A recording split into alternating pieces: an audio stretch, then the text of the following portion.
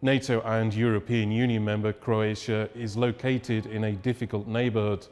Nearby Bosnia has been warned that its EU membership bid could face serious consequences if some of its political leaders continue to use secessionist rhetoric. There's also tension between Serbia and Kosovo, and on the international stage, Croatia has changed its policy on the Israel-Hamas conflict in Gaza after initially refusing to back a ceasefire at the United Nations. I'm Andrew Hopkins, and I've been speaking to the Croatian Foreign Minister, Gordan Grlic Radman, one-on-one.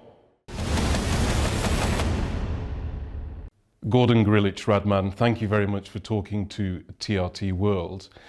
First of all, the issue that's on the news agenda around the world, the conflict between Israel and Hamas in Gaza. I wanted to ask you about what's your government's position on the conflict now, because we've seen there have been a couple of attempts at resolutions at the UN General Assembly, and the first vote in November, you voted against a ceasefire, and then in December you voted in favour of a ceasefire. So what changed in those few weeks, and what's your position now? In effect, nothing changed. Our position is peace, stability, and security. Regarding this mentioned to Anga resolution, I just want to clarify that these two resolutions were not the same text, but two different documents, and I like to make a distinction between the two documents.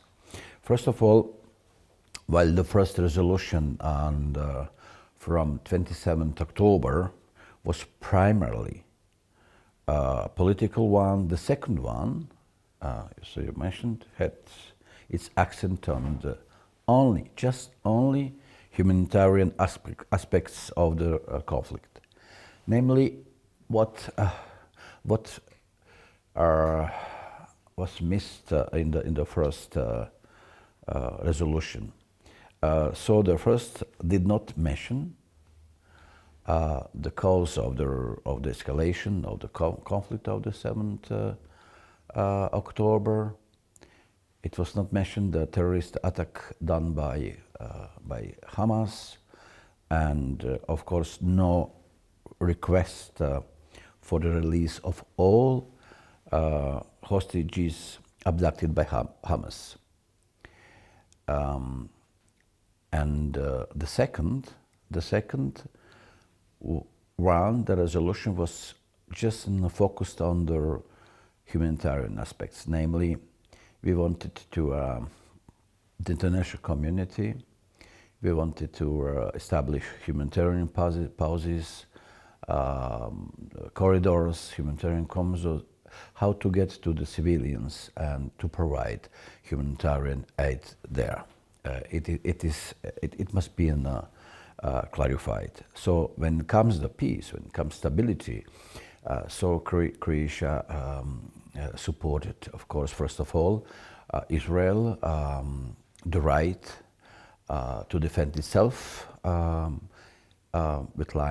in line with the international law, first of all, humanitarian law, and of course we called for an immediately, unconditionally, and release the hostages. It was the European standpoint, and of course we are very sorry and what has been happening, and of course Croatia among the first countries and sent the humanitarian aid in amount of 1,250,000 euros to civilians in Gaza, in Palestine.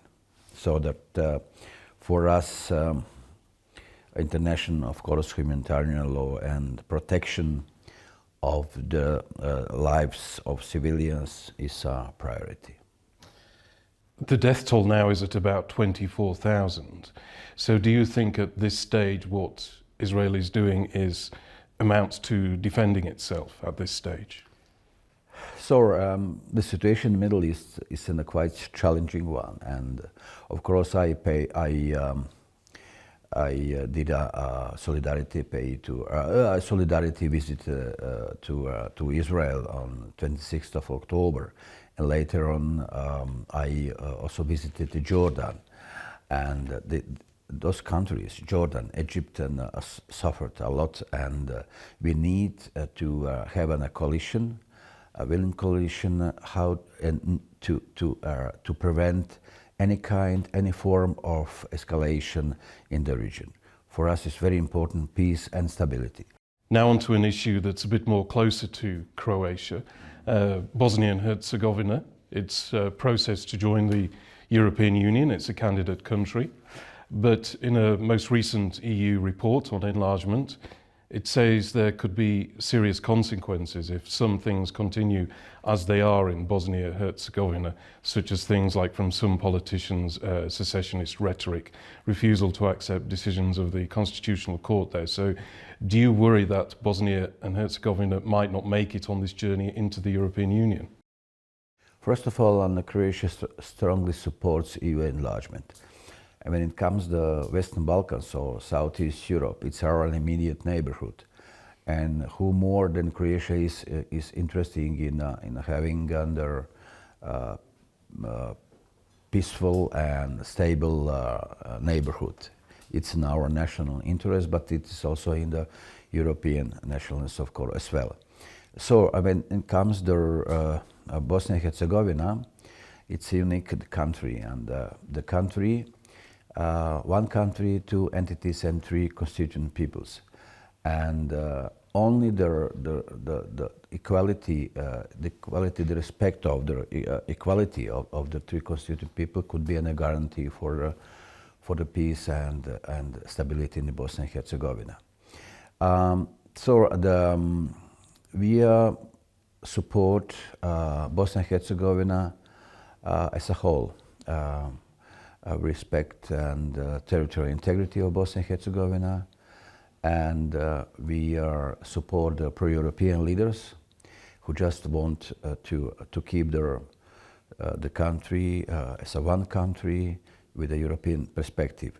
And Croatia is vocal proponent of the European perspective of Bosnia and Herzegovina, having in mind that in December 2022, Bosnia and Herzegovina got a candidate status to be a member of the European Union.